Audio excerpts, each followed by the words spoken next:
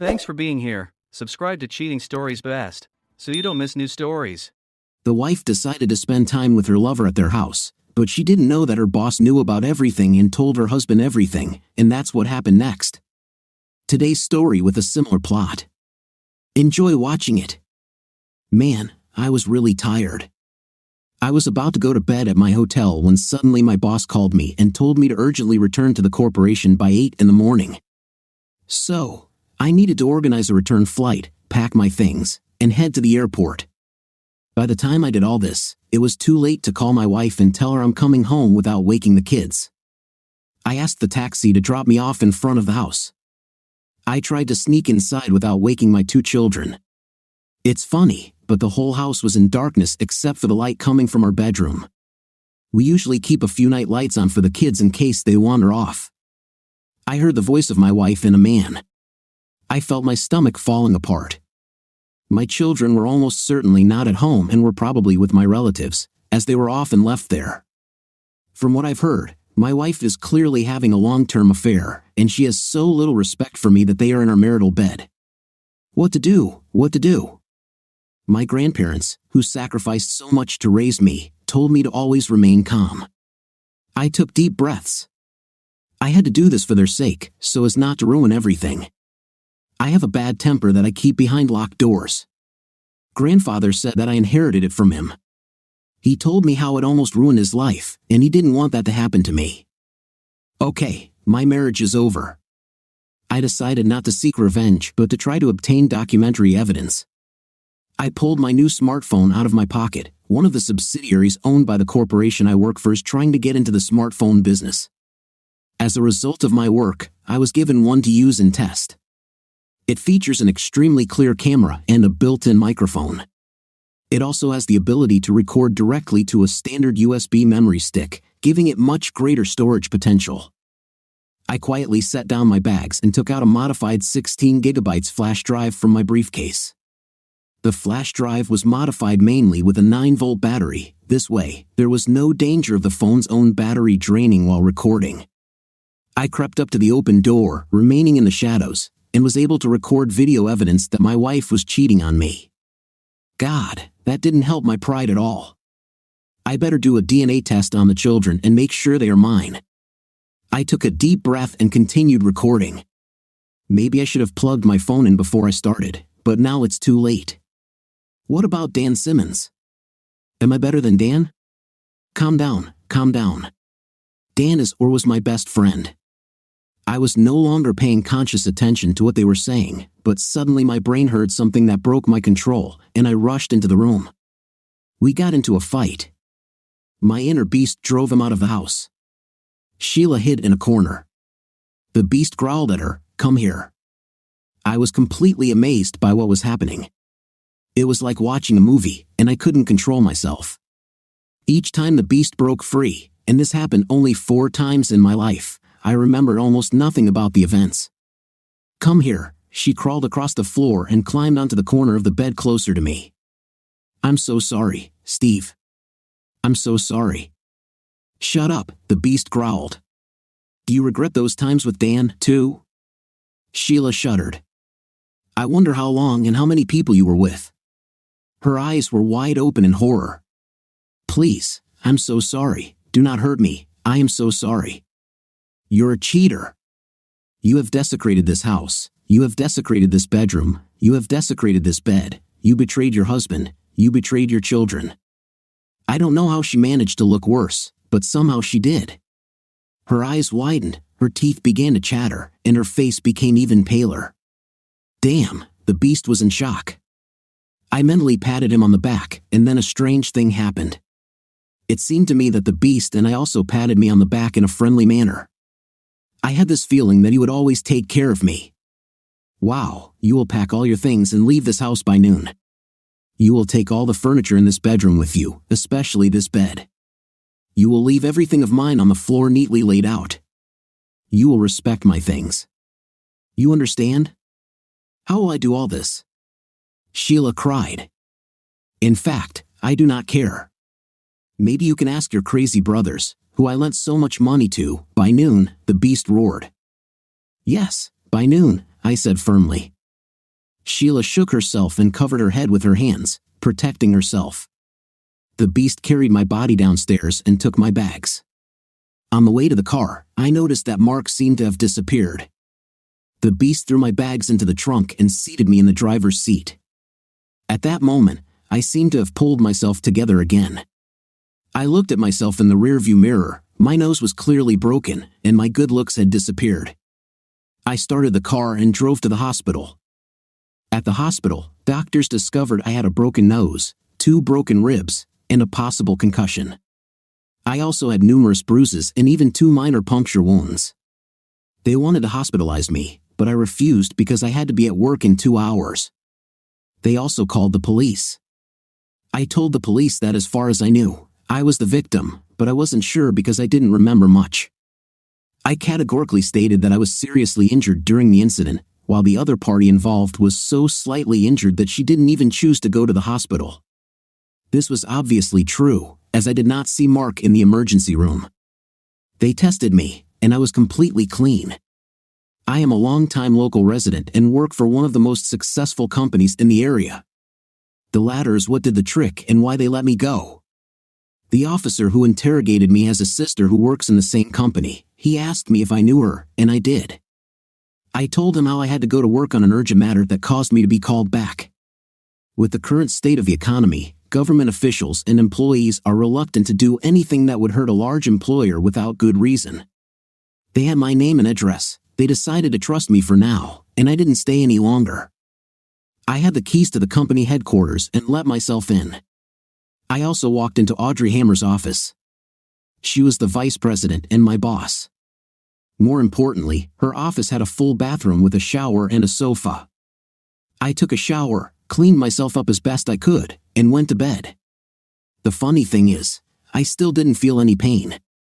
I parked in my spot and was glad to see Steve's car already there.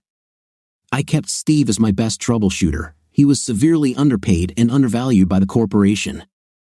I was close to doing something about it, but this would mean a showdown with my older brothers, who equally inherited the company from our parents. Being older and male, they thought they deserved the top 2 positions. It became quite tedious to work with and on them. Looking into Steve's office, I noticed he was not at his desk. I continued on my way, hoping he had prepared coffee. The door to my office was already open, and I entered. Steve's luggage was on the floor, and he was sleeping on my couch. I approached, wondering what time he had arrived. If he really were asleep, it would give me the opportunity to look at his face with a guilty pleasure that I could never fully indulge in. Steve is one of the most handsome men I have ever seen in my life. The movies and soap operas I've watched feature gorgeous male CEOs or doctors. Steve really is that gorgeous, and he doesn't even seem to realize it. On the other hand, I'm 5 years older, my hair is going gray prematurely, I don't have time to exercise, and I look 50 instead of 35. People never called me beautiful or even pretty, but at least they didn't call me ugly.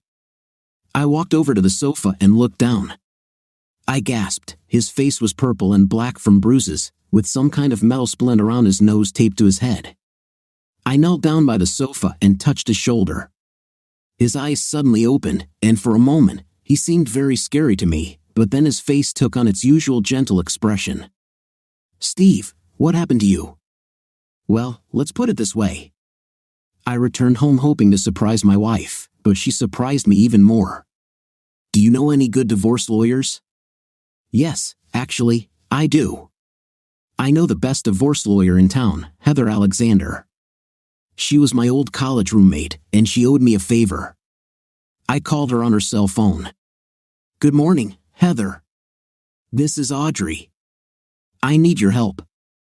Heather, one of my assistants and good friends needs a divorce lawyer. Do you have time this morning?"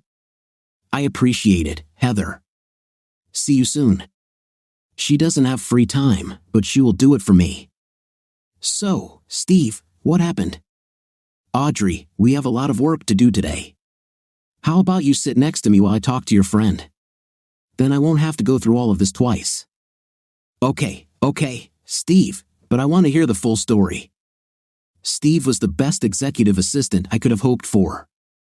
I don't know if he knew how much I relied on him. Frankly, this job would be unbearable if you weren't here. Audrey and I worked for almost an hour trying to fix the latest mess her brothers had made. I swear, this company would be twice as successful if they just dropped dead. Heather showed up, and I told her my story. I had to lie about the beast. I didn't want them to think I was crazy. I told them that I didn't remember much and that I was kind of blacked out with rage. I showed them my home movie. Now I know what caused my circuit breaker to trip. At some point, Mark asked Audrey, "Are you really so mine that I'm more important than your children?" Sheila replied, "I'm yours. I don't give a damn about them." Heather and Audrey were completely shocked. I think I growled, "Heather, I would like to get as much as possible. I would really like to get full custody of my children. You can sacrifice all of our assets to do this, but I don't want to pay child support right now. I think my kids are with their parents. I'd like to pick them up. Steve, I will do everything I can for you.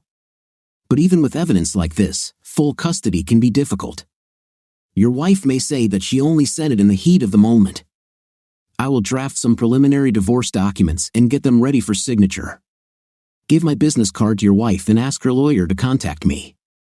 Try to stay calm regardless of provocations. You've probably already made one mistake, don't make another. Is it clear?" She looked at me seriously. "I'm so sorry, Heather. I just completely lost control. I'll try to stay calm. Thank you for agreeing to represent me. Audrey says you're the best."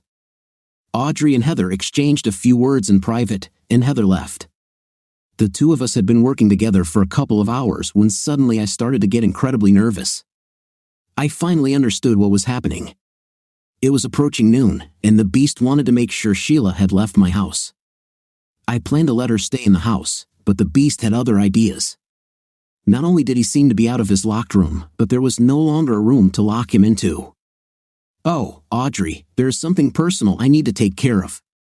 This should only take an hour or two. I'm really sorry, but can I leave? I'll be back as quickly as I can." "No problem, Steve. You've helped me a lot, and we're off to a great start on this problem. But come back as quickly as possible." I ran to my car as fast as I could. I was afraid that if I didn't please the beast, he would just take control again. When I pulled up to my house, there was a rental truck and Sheila's two brothers. They took the mattress out of the house. There were also 2 police cars and 3 officers there. I got out of the car with my laptop in my hand. The police were walking quickly in my direction. I set up my laptop on the hood of my car and prepared my movie. "Officers, I will stand here quietly, but there is a recording that I would really like to show you. It's about what happened last night. Please, can I?" "Are you Steve Blaine, Sheila's husband?" the lady police sergeant asked rather firmly.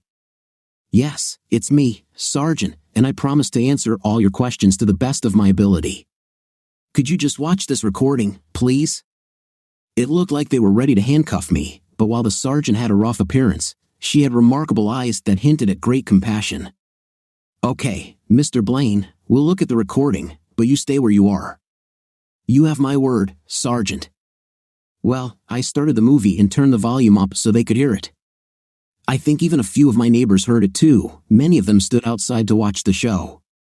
When it all came to an end, Sheila said, "I don't give a damn about them."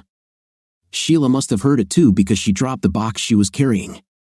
We all looked over at the noise and saw her picking up her things and putting them back in the box. "I saw something I didn't like, Sergeant. I just saw my wife look at the bag full of white powder that fell out of the box." "I saw the same thing, Mr. Blaine." She started running towards my wife and called other officers to follow her. I remembered something I saw in a movie that I hadn't really thought about. I scrolled to a certain point and zoomed in on the bedside table. There was a small mirror with white streaks of powder on it. I made it halfway to the sergeant, who was having a heated discussion with my wife. I called one of the other officers over and showed him what my laptop showed.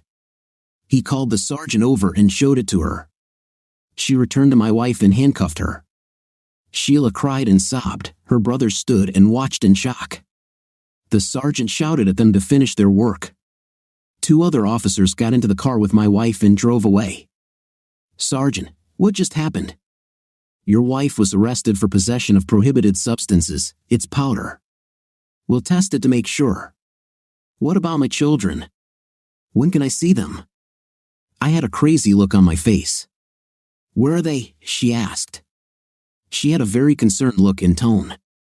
Probably at my wife's parents' house, about 5 miles from here. These are your children. Your wife is in police custody. If I were you, I'd just go and get them. She looked at me strangely. Of course, I want to pick them up. I love them, but what if problems arise? I don't want an ugly scene to play out in front of my 2 little ones. The sergeant's worried gaze cleared, and she looked at me almost with relief. I'll tell you what. These guys are almost done. I'll stay here with you until they leave, then I will follow you to your relatives. There will be no violence. But while we're standing here, I want a full statement of your injuries. Okay, whatever you want. I came home to find my wife and Mark Grossberg having a night. I decided to write this down for proof. When my wife said this terrible thing about our children, I switched off. The next thing I know, I'm yelling at my wife to get out of the house by noon. I left the house and went to the hospital. I don't know how I got injured, and I don't know if I injured Mark Grossberg. It so happened that I had documents from the hospital in my pocket. My injuries were listed there. I gave it to the sergeant. She looked at it and whistled. Does anything hurt you? This is a really strange thing. Not at all. I know that sooner or later the pain will begin, and I'm not really looking forward to it. Do you know that you have the most beautiful eyes? I seem to be a little dizzy. She looked at me strangely and quickly helped me lean against her patrol car. Maybe I should take you to the hospital. I was just tired and only slept for 2 hours. I need to pick up my kids and get back to work. We have a kindergarten at work, so everything will be fine. Okay, but I'll take you to your wife's parents. My soon-to-be ex-brothers-in-law were finally done. I locked the house and got into the patrol car. During the trip to my soon-to-be ex-wife's parents' house, the sergeant had several suggestions. If I were you, I would get an order for temporary custody of the children and an injunction against your wife preventing her from entering the family home or contacting your children. Right now, while she's in jail, you're in charge. Make the most of this time.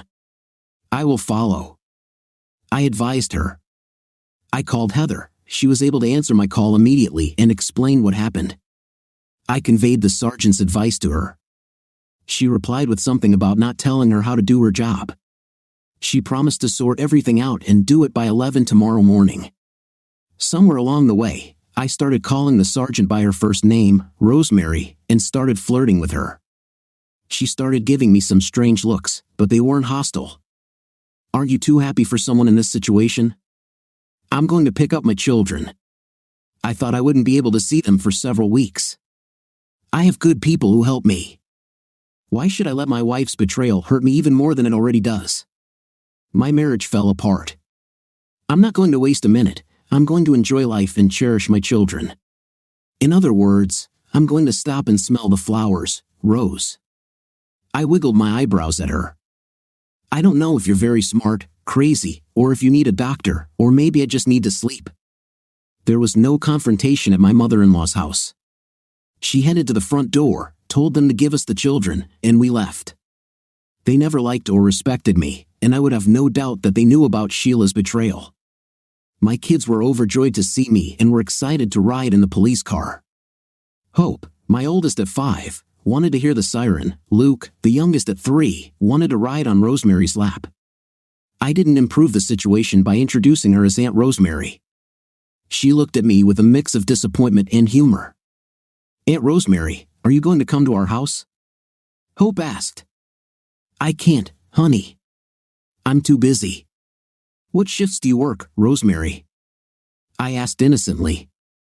I work from 8 to 5 in the evening all this week, she answered suspiciously. Then you can come to dinner tomorrow night at 6:30, Hope. You can show Aunt Rosemary your doll collection. That's great, Daddy. Steve, I never. You don't want to upset Hope, do you? Not at this time. I gave her an innocent, wide-eyed look. What are you going to eat? What do you want for dinner tomorrow, Hope? Chicken. We'll have chicken. The only reason I do this is for the sake of the children.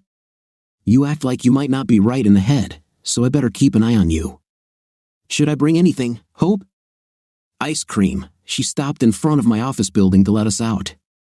Okay, I'll bring the ice cream. Thank you, Aunt Rosemary. Thank you, Luke said. Goodbye, Rosemary. They waved goodbye and drove off. What the hell am I doing?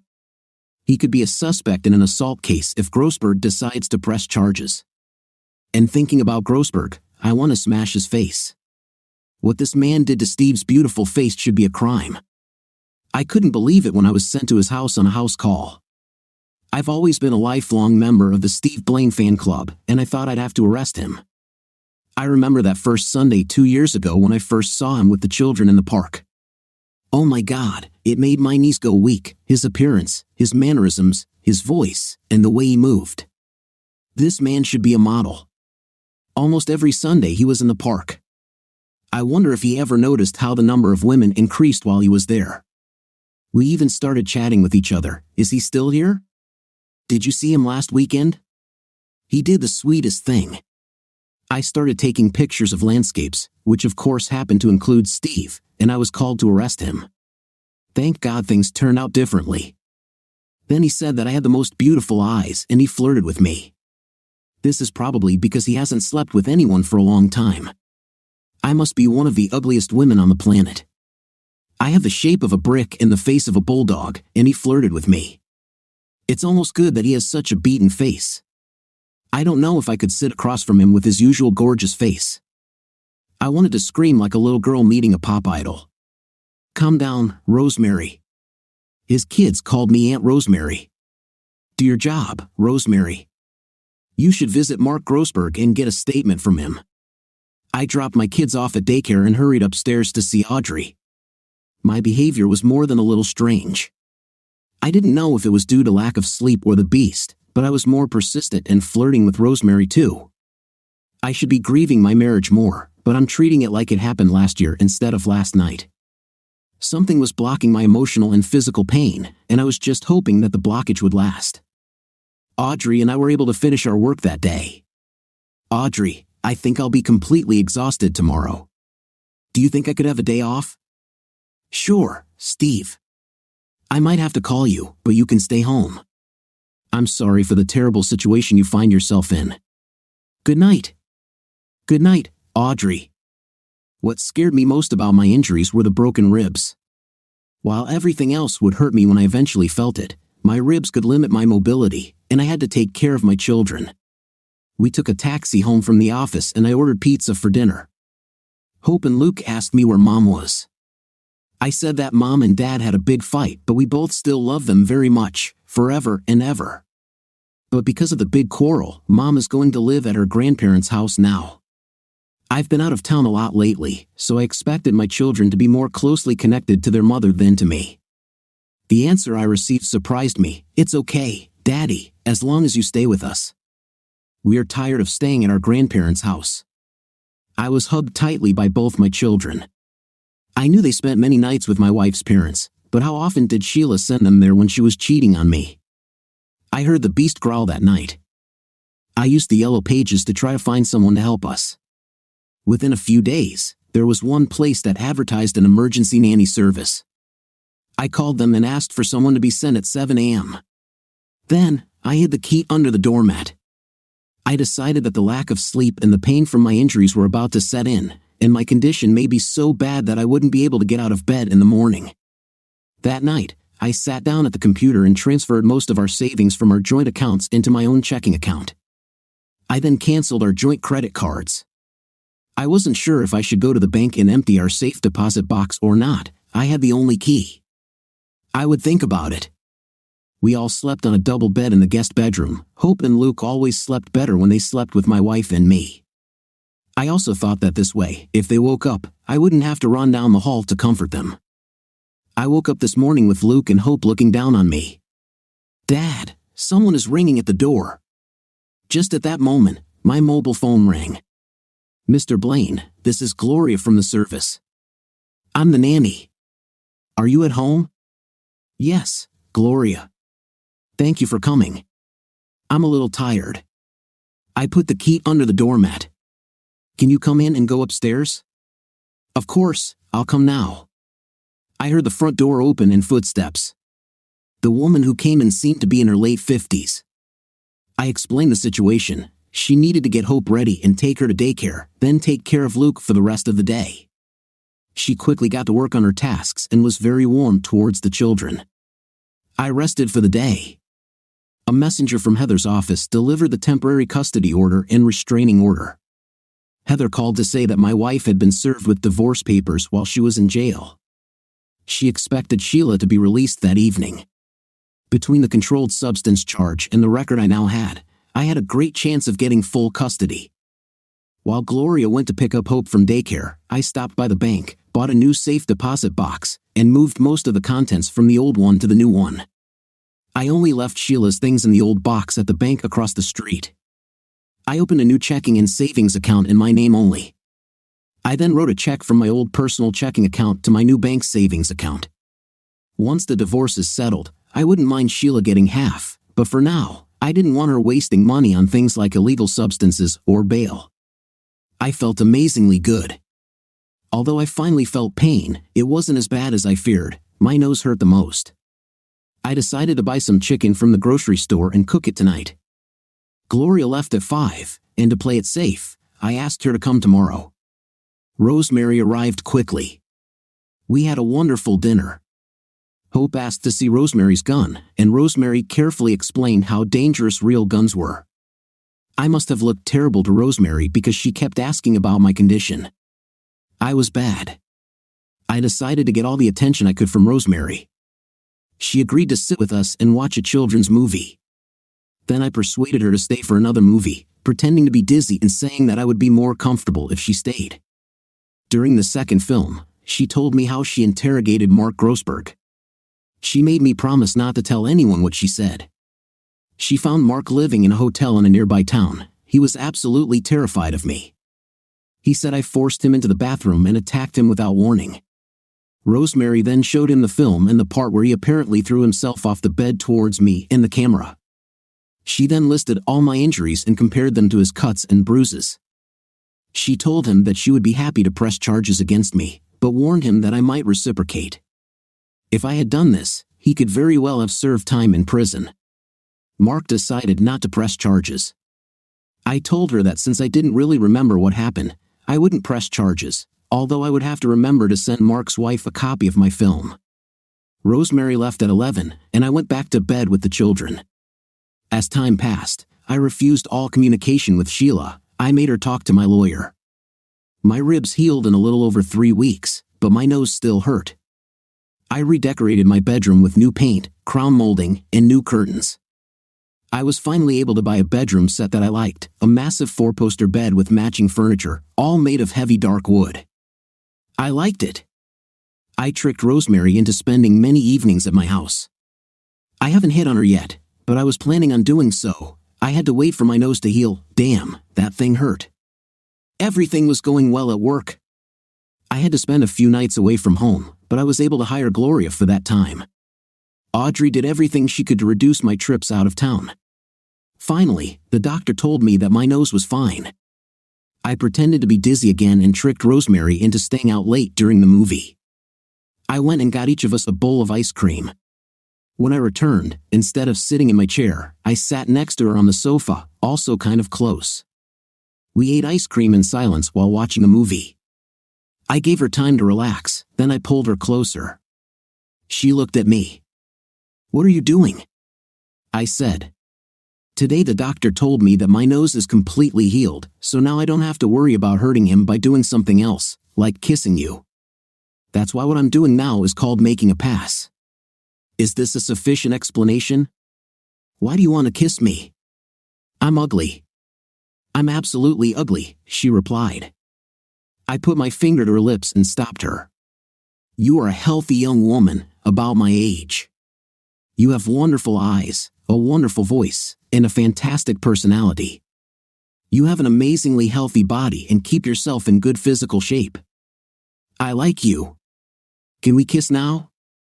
I asked eagerly. But before she could respond, I kissed her. I had a lot of fun that night. Unfortunately, we never finished watching the rest of the movie. The night had to end at our usual time, but she agreed to come over again tomorrow. Oh my God, the handsome man in town wants to see me again tomorrow. I must be dreaming, I thought to myself. I've only kissed one guy in my entire life, and he was old, uglier than me, and drunk. Things were going well with Rosemary. I mentioned that Gloria sometimes took the children to her home for the night.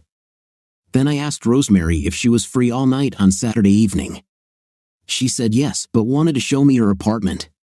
Rosemary greeted me at the door wearing a dark blouse and black trousers. Why do women always dress in dark colors these days? Is there anything wrong with bright, happy colors? I wondered. I gave her a bouquet of long-stemmed roses and a box of chocolates. She blushed cutely, and her wonderful eyes lit up. I kissed her. For me, it's been almost 2 months since I've had a night. I have an idea, I said. What did you cook for dinner? I have lasagna in the oven, she replied. Can you turn off the oven? Yes, please do it, I said. But sorry, Rosemary, I'm just too impatient. We made love afterwards. I lay down next to her and kissed her tenderly. She kissed me back, closed her eyes, and fell asleep. The lasagna was almost ruined but still edible.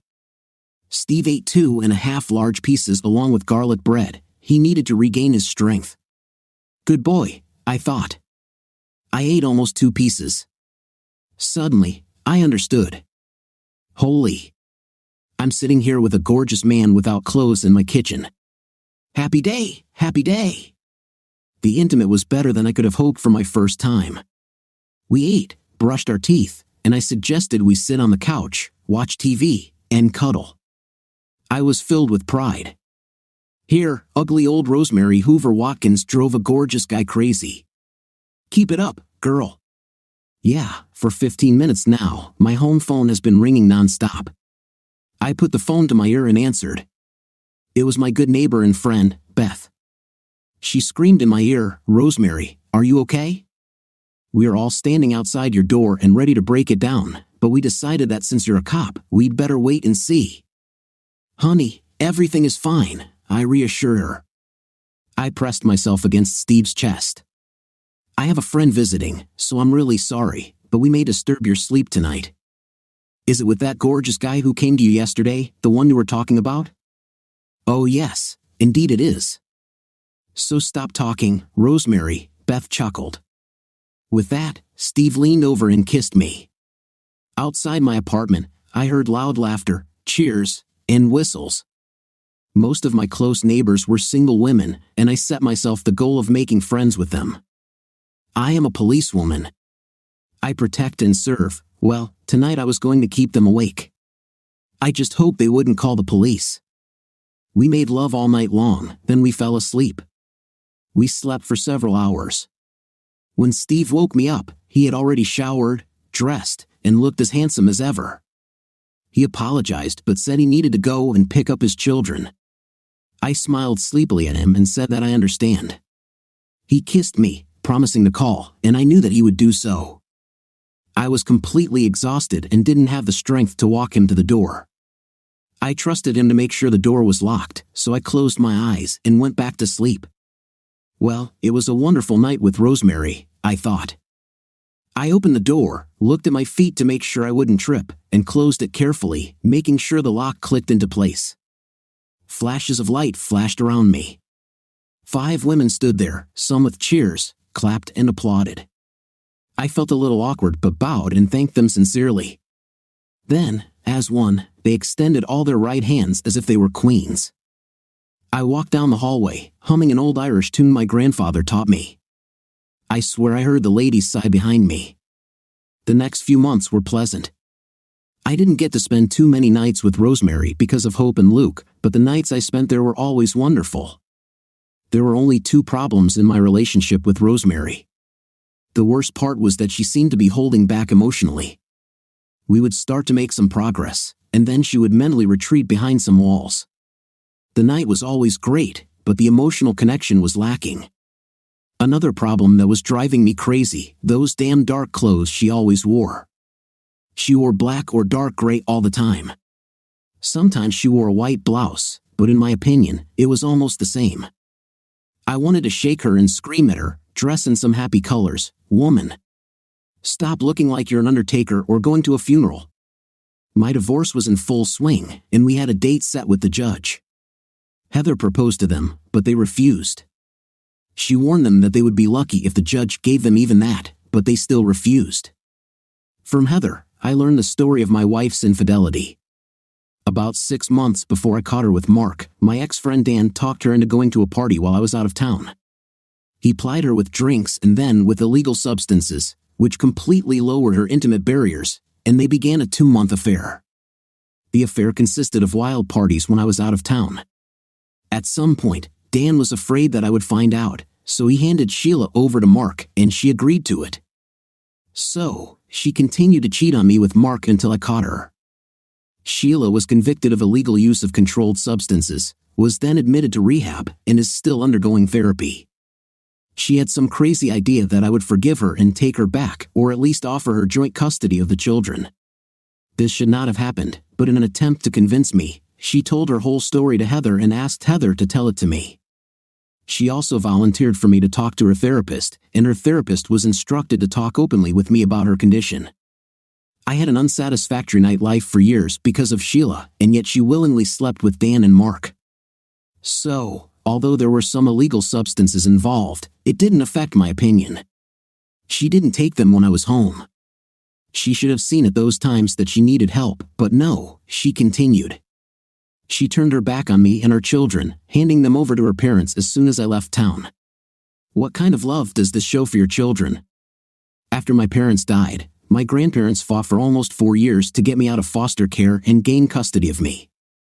They exercised to improve their health, took part-time jobs working 30 hours a week each to improve their financial situation, cut their hair, and hid their canes to look younger.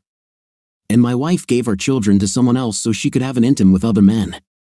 Her parents never loved me and never really loved their children.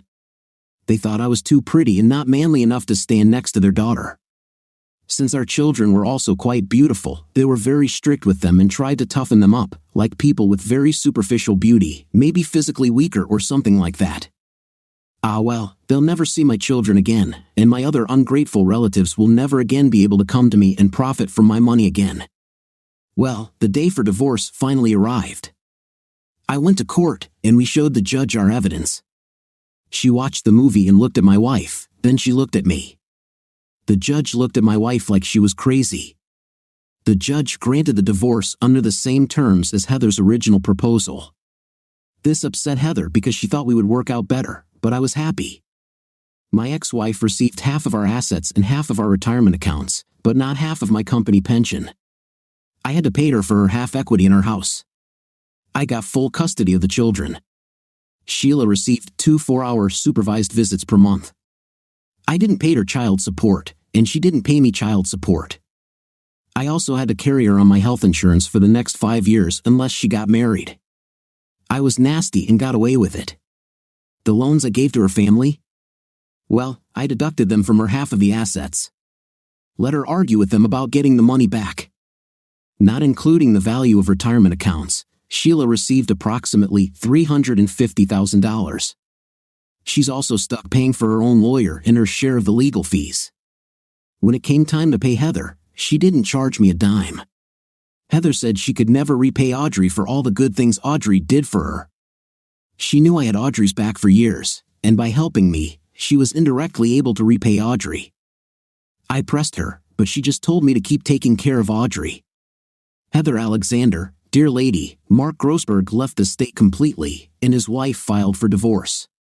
As for my ex-friend Dan, well, he moved to the other side of town and changed offices. Very rarely will I see him. When this happens and he notices me, he will run away, not leave. Right after my divorce, Rosemary left me. She said she wanted to remain my friend. In fact, she desperately wanted to remain my friend, but she didn't think we had a romantic future together. I was sad, but I always noticed how she held back emotionally. A couple of weeks after we broke up, she told me how she met a local FBI agent. I wished her well, but we still met for lunches and the occasional dinner.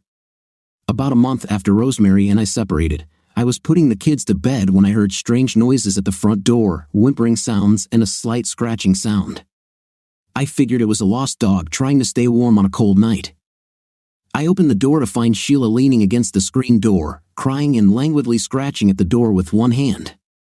She had neither a coat nor shoes on. It must have been about 1 a.m. What was she trying to do? Die on my porch to make me feel guilty? I thought. I had to carefully open the screen door so I didn't knock her down. I picked her up and carried her into the house. She didn't react at all. I hoped it wasn't illegal substances again. I probably should have called the police, but she was so cold that I decided she needed a hot bath.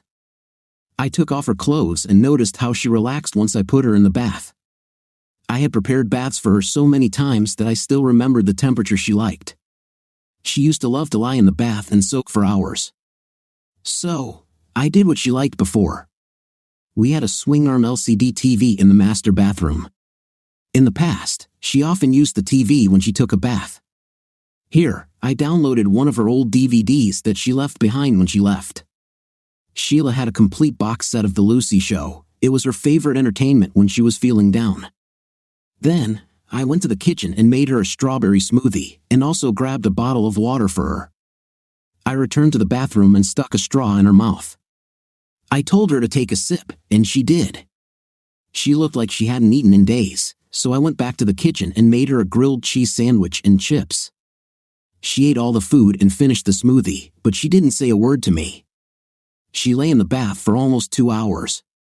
I think she was afraid that if she left, I would throw her out of the house. Finally, I pulled out one of my robes and firmly told her to stand up, which she did. I told her to put on a bathrobe. Then, I picked her up and carried her into the guest bedroom and laid her on the bed. I brought the rest of her Lucy DVDs and another bottle of water. I told her to relax, maybe watch a few fun shows, and we'd talk in the morning. It's good that tomorrow is Saturday. I took her clothes to the laundry and washed them. Then, I fell asleep wondering what the hell was going on this time. This morning, I was thinking about how to get the children out of the house, but I decided to ask them to wake up Sheila. They could get her to talk where I couldn't. So, at 9 a.m., I told them I had a surprise and took them to Sheila's room. They were glad to see their mother lying there, and Hope ran to stand by the bed while Luke climbed on top of her. She woke up from their cries of "Mommy, Mommy." She held them close and told them how much she loved them. She had visited them under supervision in the past, but acted as if she had not seen them for many years. They kissed, hugged, and tickled. It was sweet, and this would be great if she were not a lying, cheating woman. Eventually, they calmed down, and Sheila offered to cook them breakfast. They readily agreed, and she looked at me for permission. I just nodded my head yes. I decided to give her more time with the children. Eventually, Hope and Luke would want to watch TV or play a game. When that happened, I would talk to Sheila. While the kids were busy watching a movie, I sat down with Sheila at the kitchen table. "Sheila, I won't let you stay here forever. I need to know what's going on. Steve, you know my family never really liked you. They thought you were too soft and gentle. If they could have seen you that terrible night with Mark, they would have, well, wet their pants. They always made fun of me and you, assuming with all your business travel, you were probably cheating. I know that's not true, but that's where my mind was. And then that terrible night when I allowed Dan to seduce me into a life of illegal substances and intimate. I had completely lost sight of what it meant to be a good mother and wife. My therapist is still working with me to figure out how I got this far, but you probably don't care. I returned to my parents' house, and they began to take advantage of me. They put all the heavy family work on me, filling up all my time so I couldn't find a job. Then they convinced me to lend them money. 2 days ago was the last straw. I found out that my father was writing checks from my account. I don't know how much he stole. I then discovered that he had forged my signature on my car title and gave it to my younger brother, all without my knowledge, as if I were some kind of idiot. Well, maybe I'm after I listened to them and betrayed you. Okay, first of all, we'll go to the bank, then we will file a police report. You don't have to press charges, but it may prompt them to return some or all of your property. Steve, Sheila, you listened to them and ruined your life. You are the mother of my children. Listen to me now. Okay, so we got in the car, and I took Sheila to the bank. Luckily, Sheila still had a very old pair of dirty garden shoes in her house, otherwise, she would have had to go barefoot. She still didn't remember how she lost her shoes. She simply ran away from her parents' house. When we got to the bank, we discovered that with the loans and money her father stole, she only had $250,000 left. This meant that her father had stolen almost $100,000. We went to the police station, and I asked permission to speak with my good friend, newly minted Detective Rosemary Watkins. To put it mildly, she was surprised to see me there with Sheila. We explained the situation to Rosemary, and she promised to look into it. Sheila's parents started calling me at home in a panic, but Sheila refused to talk to them. Since I hated them to the core, I had no problem playing hardball. All of Sheila's property was returned to her, including her car. They also had to pay the legal costs. $25,000 was immediately returned to Sheila. Of the remaining $75,000, they signed a loan document for a period of 10 years at 12% interest. They also had to put up their home as collateral, so it was essentially a mortgage. After that, Sheila no longer wanted anything to do with her parents or brothers. Steve, thank you for your help. I'm glad to see the mother of my children in a better position. Steve, I hurt you terribly, and I still need therapy, but is there any way I can stay in the guest room? This would give me a chance to reconnect with my family. Sheila, I have an offer, but if I were you, I wouldn't accept it. You have caused me severe emotional trauma with your actions. If you want to stay here, you will help around the house and take care of the children. I will set strict rules to restore trust. Think carefully before accepting this offer. Sheila flinched at my words. I suggested that she seriously think about it. If she agrees, I will insist that she discuss it with her therapist. Steve, please believe me.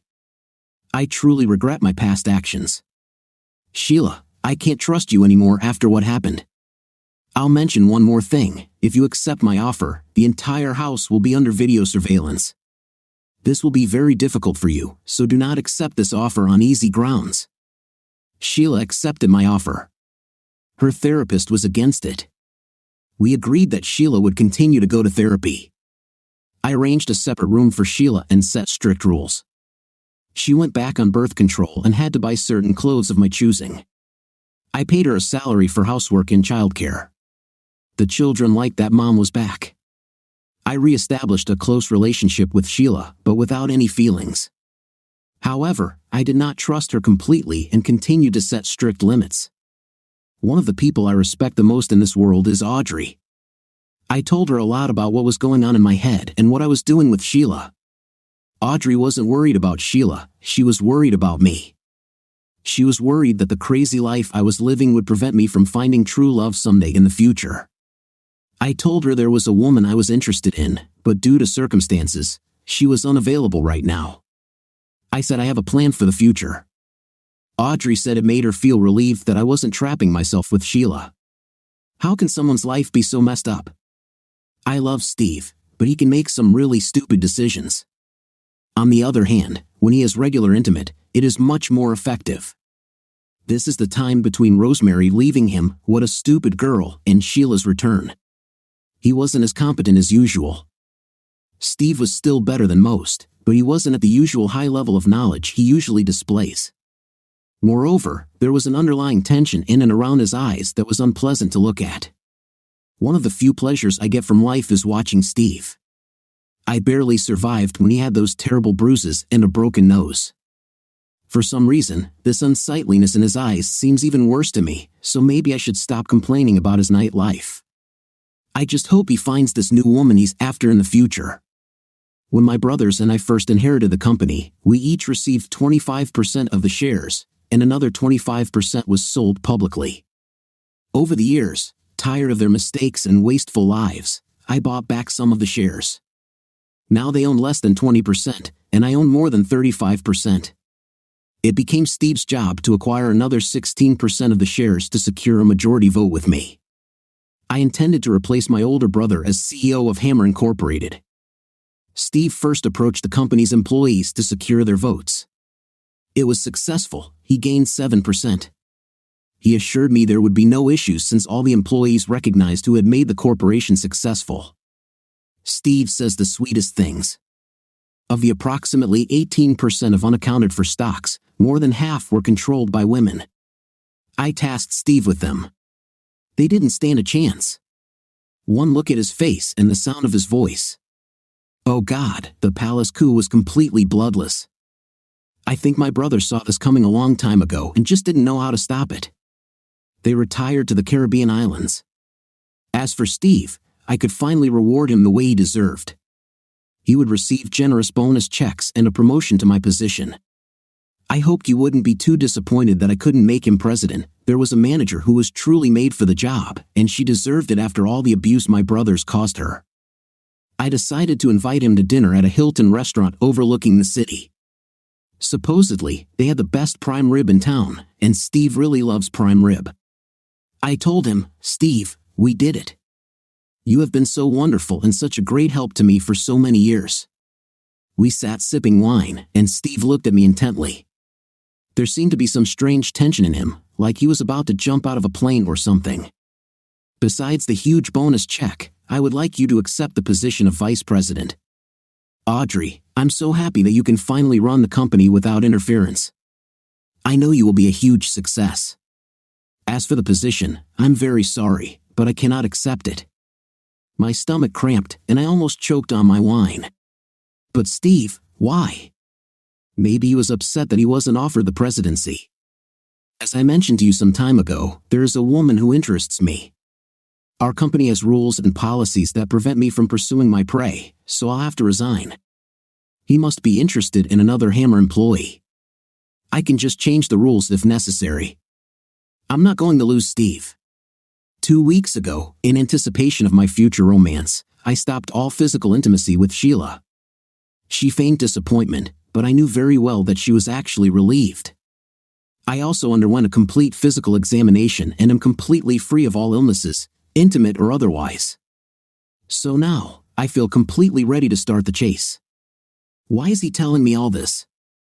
I can't let him go. Why is he holding my hand? Why is he looking at me so intently?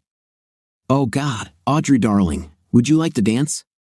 Steve was the one who hinted that the Hilton had such good prime rib. He was the one who arranged everything so that on the only free evening we could go there would be a dance at the Hilton. He set me up. He slowly lifted me from the chair. I was completely shocked. You, Steve, I'm much older, SHH, you're the one I want. Please dance with me. So, we danced, and I didn't want it to end. After 4 songs, the food on our table was completely cold. Steve looked at me kindly. They actually have room service here, but we don't have a room. Please don't think too harshly of me, but I've been looking forward to this for some time. And with these words, he showed me the room key card. Then this world's best negotiator kissed me. Hell, I'd make him CEO after this. I followed him to the elevator. We went to the room and made love there. Steve, I love you. Steve, I love you. Steve, I love you. Steve confessed his love to me. I'd always had a crush on Steve, but I was too cowardly to admit it. I thought I was too old. I thought I was too ugly. I thought Steve was too great. And now, Steve tells me he loves me. Don't pinch me now, I don't want to wake up. He was a magnificent, wonderful, kind, and smart man. This meant he loved me. I was the essence of his joy. On Monday at work, I called an emergency meeting of the board with the president's participation. I told them all that Steve, had resigned. They were shocked and alarmed. The board was composed of women, and meeting Steve was the highlight of their visits here. I explained that Steve had been romantically involved with one of our employees and had quit to pursue his love interest. While everyone appreciated Steve's honesty and integrity, they unanimously agreed that the company needed him. Therefore, the policy must be changed immediately, and Steve would be offered my old job. Mary, the new president, was not naive. She looked at me suspiciously. Audrey, you didn't say who Steve is in love with. You two are very close. If he told anyone, it was only you. "So who is it?" The room full of Steve's devoted fans turned and stared at me. I answered very quietly, "It's me." And they all screamed. They were so happy for me. For another 3 months, Steve and I made love every chance we got. He was really starting to tire me out, but I was determined to take care of my man. He had a much stronger drive than me and incredible stamina. He had already admitted to me that since the night he caught his wife cheating on him, he had become an intimate beast. I just needed to put in more effort. He was my man, and I would take care of him. We were talking about marriage when the little test strip showed a plus sign. With some trepidation, I approached Steve and admitted that I had lied about the pills. This wonderful man was overjoyed that I was pregnant. That day, he wanted to marry me. I'm such a happy, happy girl. We had a very small but very elegant and expensive wedding at the Hilton because we had so many good memories of the place. There were only about 100 guests. Hope was the flower girl and Lucky was the ring bearer. Heather was my bridesmaid, Rosemary was Steve's best friend. The judge in Steve's divorce case attended our wedding. She told us that she never wanted to see us in any official capacity again, and she did this with a wide smile. I bought the old family estate from my brother when he retired. Steve's entire family, including Sheila, moved here after the wedding. I let Sheila come because I didn't want Hope and Luke to think I was depriving them of their mother. She was still working as a maid, nanny, and mother, but I gave her a big pay raise. She was still wearing the colorful clothes Steve had insisted she wear. In fact, he made all of us change a lot. I had long changed my wardrobe to make Steve happy, and I had to admit that bright colors also made me more carefree. The way Sheila's eyes followed Steve was heartbreaking. This girl was seriously screwed, and she knew it. But Steve categorically refused to believe that Sheila felt any love for him. I had a problem. I was 4 months pregnant and couldn't take care of my man. In fact, even before I became visibly pregnant, I was already falling behind too. The uncomfortable tension was back in Steve's eyes, and he wasn't in the best shape. It seemed like it wouldn't take long to reliably piss him off. I had a radical idea. I needed a striker, and I had an obvious substitute in the dugout. Steve's love for me was as strong as a steel rod. I talked to Sheila and came up with the idea of Steve filling in for me during my busy pregnancy and childbirth. To say she was enthusiastic would be a serious understatement. I warned her that I had to tell Steve about this first. Steve felt terrible and heartbroken that he couldn't control his desires. He felt like a failure as a husband. The man was crying. I had never seen him cry before. I cried with him. I told him how I felt like such a failure for not being able to take care of my man. He made me promise that I would still love him if he took advantage of Sheila. He also made me promise that I would have complete control over his inner beast. In the 7th month of my pregnancy, Rosemary came to us in tears. Over the past year, Rosemary had become a close friend of mine. She collapsed into my arms. Who the hell hurt this tough cop? She didn't want to talk to Steve, but she decided to trust me. It turns out that her loving boyfriend was not so loving. To her horror, she agreed to some of his wishes before regaining her pride. In retaliation, he exposed her behavior to his superiors and thereby destroyed her professional reputation. I knew what to do. I called Heather and told her the name of Rosemary's ex-boyfriend, and then I told her what needed to be done. As for Rosemary, I had been thinking for a long time that my corporation should have a corporate security department. I would hire her as its new leader and have her create it. 2 problems solved in one fell swoop. I liked it. Heather sued this stupid joker for everything he owned or would own for the next 20 years. He was out of work after 6 weeks. Rosemary was doing well in her new job, but she was emotionally depressed at home. I persuaded her to move in with us. She had such a melancholic look when she saw Steve. Finally, I asked her why she left him. She said she didn't feel worthy of him. What nonsense. 8 months into my pregnancy and Steve hadn't experienced any real love in 3 months. Of course, he had a physical relationship with Sheila, but it wasn't love. And he needed love. I discussed this topic with Rosemary. Rosemary was skeptical and worried that it would harm my marriage. I knew Steve for almost 8 years. I trusted this man. He was honest and didn't lie. I turned the switch if I thought things were getting out of control. I would tell him to stop, and he would stop, simple as that. Then I talked to Steve, and he was even more concerned than Rosemary. It took a lot of persuasion, but in the end, I persuaded him. Can you imagine a wife having to persuade her husband to sleep with someone else? Steve also expressed concern that I would someday want to sleep with someone else. He wasn't going to do this. I told him this would never happen. He is exactly the man I need. So Rosemary joined Steve's harem. The change in her was amazing. I pressed her to change her taste in clothes. She switched to bright colors and even wore a dress around the house. This made Steve happy, and when Steve is happy, he makes me and everyone else happy. God, I'm a happy woman. I thought I would be a childless old maid. Now I have a baby on the way, 2 stepchildren, and a great husband, and maybe a couple of sisters. And instead of those useless brothers. A year later, Steve was furious. His life was completely out of control. He loved it, but he felt so guilty about it. Between Audrey and the Beast, it seemed like he had little to say about his personal life.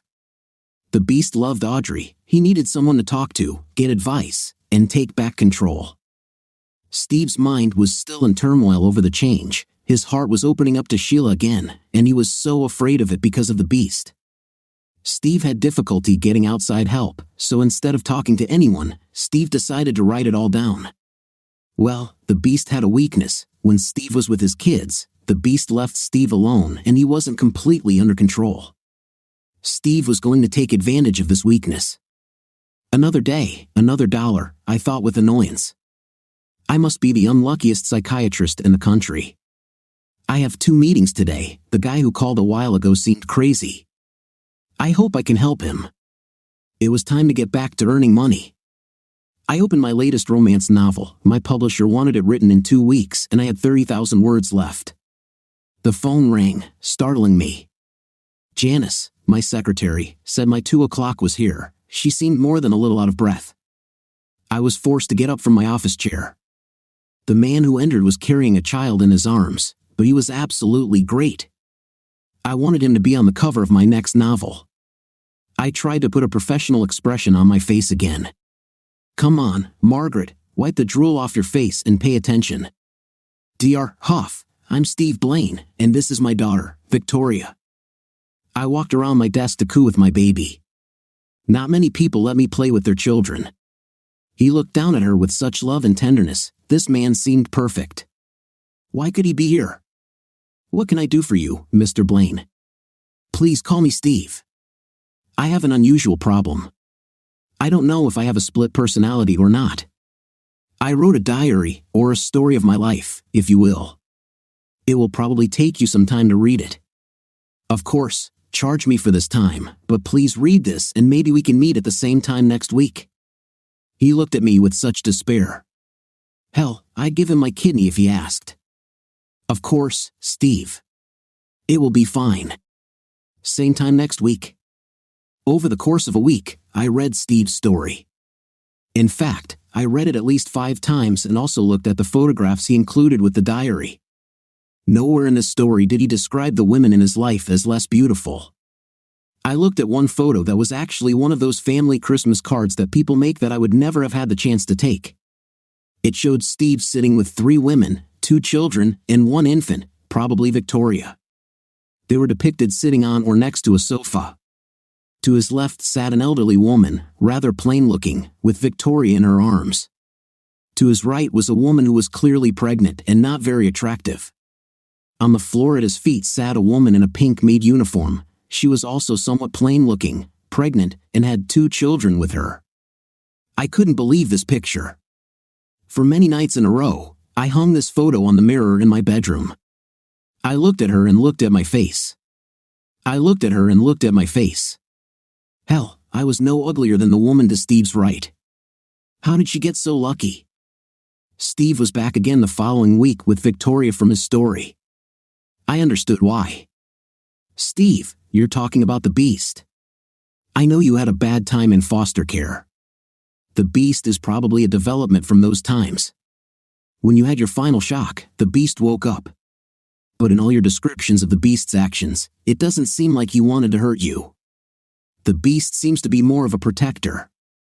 I don't know if the beast is just a hidden aspect of your personality or if it represents a real schism, but I think you should stop demonizing him. Give it a different name, respect it. I think you're right. He was my protector. Cruel, but I kind of liked it. What name would you suggest giving him? He gave me a smile. I felt my face warm up. What about Bob? This is a friendly name. Who ever heard of a monster named Bob? He closed his eyes for a moment, as if deep in thought. I think Bob likes his new name, he chuckled for a moment. What a wonderful laugh. And I'm pretty sure he likes you too, Dr. Huff. I felt my face turn red at these words. Most of my patients wouldn't even look me in the eyes, they found me so repulsive. In fact, I didn't have many patients because of my appearance. They had one consultation with me and then found another therapist. Steve never refused to look me in the face. There was never a hint of disgust on his handsome features either. Steve, are you saying that you have a new position? Yes, Audrey said that my skills as a troubleshooter would be wasted as vice president. I really think she hated all those late nights. So, I was promoted to board member and I'm also a special assistant to both Audrey and the president. My work week is only 30 hours or less. I have to admit that I like it. This gives me more time to spend with my family. Both Audrey and Mary, the company president, assure me that I'm making a valuable contribution to the company. The next week, Steve became completely desperate. Audrey wants to bring another woman into our house because she's pregnant again, and Rosemary and Sheila are due to give birth in a couple of months. She's afraid that I won't be taken care of. This nonsense needs to stop.